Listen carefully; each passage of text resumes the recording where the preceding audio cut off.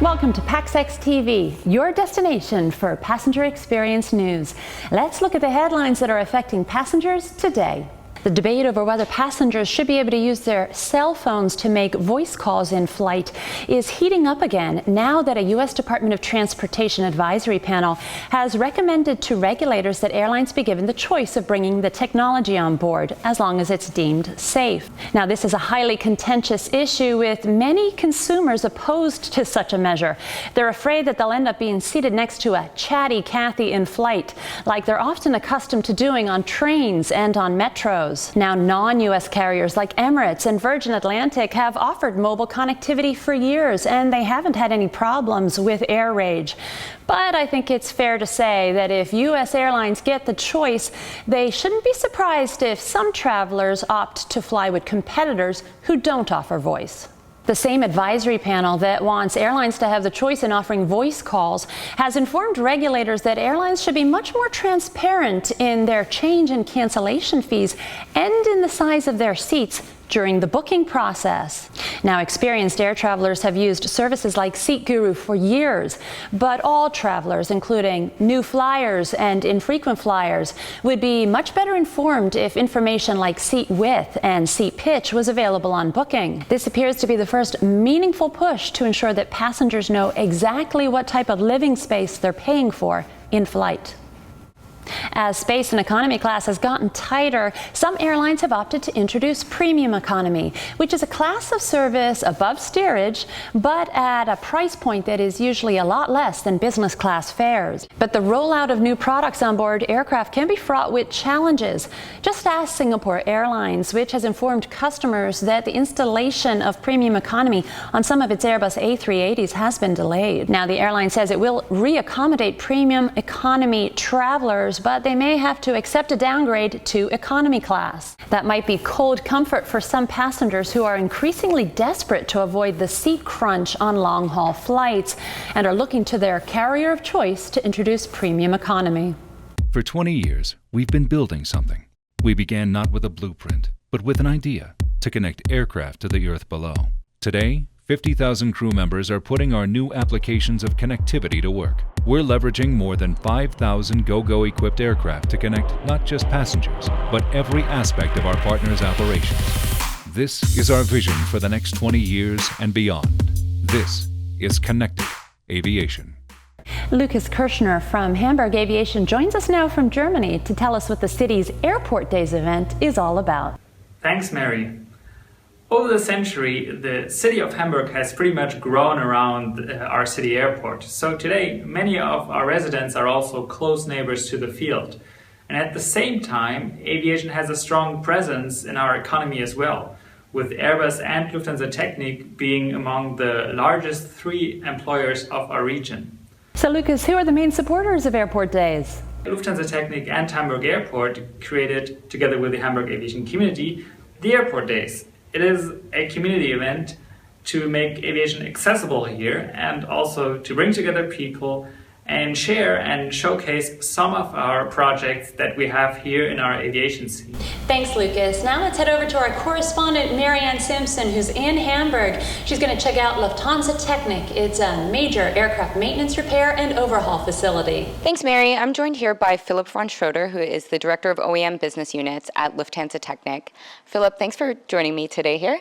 Why don't you tell us a little bit about Lufthansa Technik, what you guys do, what's the scope of your activities in commercial aviation? Okay, hi Maryann. Lufthansa Technik is the world's leading provider of core services, maintenance services for aircraft, such as maintenance, overhaul, repair of landing gears, engines, and components. But it also increasingly is a supplier of products, tangible products for the aviation market. Okay, and can you give us an idea of how many airline customers you guys have or the actual size of the organization itself? Because it's quite large, right? It is very large. We have close to 800 customers, mainly airlines, some other customers as well. We are serving exclusively about 3,200 aircraft. And our operation here in Hamburg is where the core of our business is. In total worldwide, we have 26,000 employees, and we have about 30 subsidiaries and joint ventures. That's a lot. Which of these activities that you guys are undertaking do you think have the most of a direct impact on passengers? Normally, passengers don't even notice when we do good work.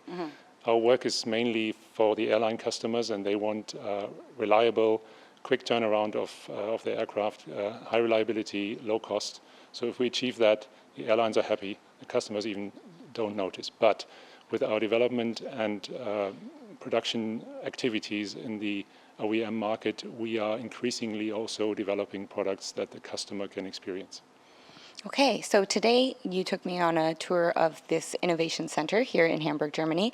Can you tell me a little bit about why this innovation center exists, how long it's been around, what kind of technology are you using in here, and just what happens here? Okay. Well, we were lucky because in 2009, when we really needed more space for our expansion, this center was built around our needs and processes, and we could really design the center to fit what we're doing. In this beautiful building, we have labs, we have offices, we have test centers, and we develop products in various areas, mainly CMS IFE products, entertainment and cabin management, but also structural products like a radome. We have a seat product, we have fluorescent floor path markings, so quite a range of products that are all, if you like, come under the umbrella of tangible OEM products. And you do a lot of product testing here as well, right? Testing is the most important thing in developing a product for the aviation industry. You want to find any bugs before the product goes on the aircraft. So we do testing of units, we do testing of systems, we have our own qualification lab, and we make sure that a unit that goes into an aircraft is not going to fail. That's the idea. I understand that Lufthansa Technik has increased its spend on innovation quite a lot recently, from about 50 million euros over the last 5 years to 200 million euros from, I guess, now until the period ending 2018. Why so much more money going into innovation right now? Well, innovation is happening everywhere, not only here where we develop and produce OEM products. Innovation happens in the whole area of our business, in the maintenance, repair, overhaul business as well. We develop new technologies, new materials in order to make our processes, our repair processes faster, more cost effective, and serve our airline customers. So we feel this is the right approach to stay competitive, and you can expect the funding to go and continue beyond 2018. Philip, you mentioned that your activities here are increasingly moving beyond sort of IFE and CMS systems for VIP aviation, increasingly into commercial aviation and more tangible products. Can you tell us about any of the stuff you're working on right now? I'll give you 3 examples of the quite big product range that we have now in our portfolio. Great. One being a chair. It's a seat, but we call it chair because it's very different. It was developed for the VIP market mainly, but also for large business jets. And there's also a possibility we could see it in first-class suites. A second product is in the medical area. It's called passenger transfer unit. It's basically almost an intensive care center in the sky. Right. Can be used by airlines, but also by VIP or military carriers. And the third product, as an example, is an iPad case that goes on the back of a seat, which is a certified solution to use carry-on equipment in a fixed installed manner, and that's already flying. Great. Well, I can't wait to see if the chair product does come to market in commercial aviation anytime soon. Thank you so much for your time today, Philip. Thank you, Maryann. Mary, back to you in the studio. Thanks again for joining us on paxextv. Join us again next time for all the latest news on the passenger experience. It's a great day, I'm feeling good. Oh, the possibilities of what I could do with the world.